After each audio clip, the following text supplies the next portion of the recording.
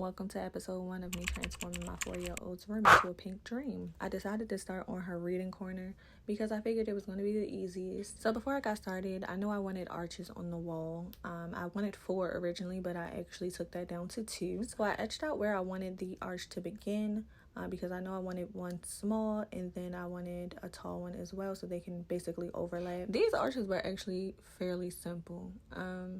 It's a lot of precision involved, but I think they turned out great. So the next day I went in with these pink little cute bookshelves that I got from TJ Maxx. These actually came 2 in a pack and they were both different sizes.